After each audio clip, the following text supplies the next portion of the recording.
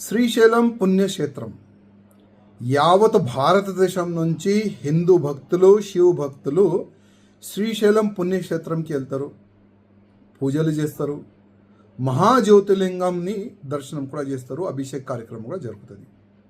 అట్లాంటి పుణ్యక్షేత్రంకి అపవిత్రం చేయడానికి ఎన్నో సంవత్సరాల నుంచి కుట్ర జరుగుతుంది. వైఎస్ఆర్ గవర్నమెంట్ వచ్చిన తర్వాత కూడా చాలా వరకు ముస్లిమ్స్ ఓల్కి శ్రీశైలం పుణ్యక్షేత్రంలో ఉన్న ప్రాంగణంలో షాపింగ్ మాల్లో ఆ షాపులకి ముస్లిం వాళ్ళకి ఇస్తున్నారు. అప్పుడు లోకలోలు చాలా వరకు ఎన్జిఓలు హిందూ సంఘటనలు కోర్టుకు వెళ్ళారు, స్టే కూడా తీసుకున్నారు. నిన్న నైట్ శివస్వామి వాళ్ళు అసలు హిందువులకే ఇవ్వాలి ఈ షాపులు, ముస్లిమ్స్కి ఎట్లా ఇస్తారు క్వశ్చన్ అడిగితే అక్కడ ఒక చిన్న సంఘటన జరిగింది, గొడవ జరిగింది. దురదృష్టం ఏంటంటే శివస్వాముల పైన లాఠీ చార్జ్ జరిగింది. ఇవాళ మనం చూస్తున్నాం మహాశివరాత్రి 26కి ల్యాక్స్ ఆఫ్ శివ భక్తులు శ్రీశైలం పుణ్యక్షేత్రంకి వెళ్తారు దర్శనం గురించి. అసలు ఏం జరుగుతుంది? మేము ఎన్నో సంవత్సరాల నుంచి గతంలో ఉన్న గవర్నమెంట్కి రిక్వెస్ట్ చేసినాం, ఇప్పుడున్న గవర్నమెంట్ మా చంద్రబాబు నాయుడు గారికి రిక్వెస్ట్ చేస్తున్నాం, పవన్ కళ్యాణ్ గారికి రిక్వెస్ట్ చేస్తున్నాం. మన హిందూ పుణ్యక్షేత్రాలకి మన హిందూ గుళ్ళ దగ్గర వేరే మతమూలు అసలు ఉండకూడదు. కోర్టు కూడా చెప్తుంది, ఎండోమెంట్ లా కూడా చెప్తుంది.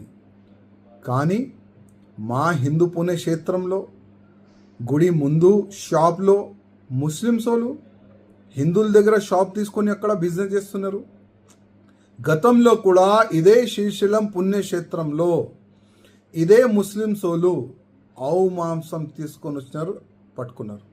వేరే వేరే మాంసం తీసుకొని వస్తే కూడా వాళ్ళకి పట్టుకున్నారు, మద్యం తీసుకొని వస్తే కూడా పట్టుకున్నారు.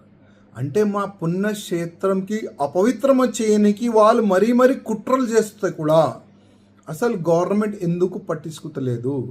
ఇవాళ అక్కడున్న లీడర్లు ఫాల్తూ లీడర్ అంటా నేనైతే.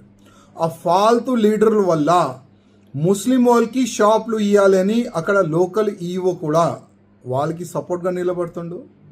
పోలీసోలు మా శివ స్వామిల పైన లాఠీ చార్జ్ చేస్తున్నారు. ఇది చాలా తప్పు.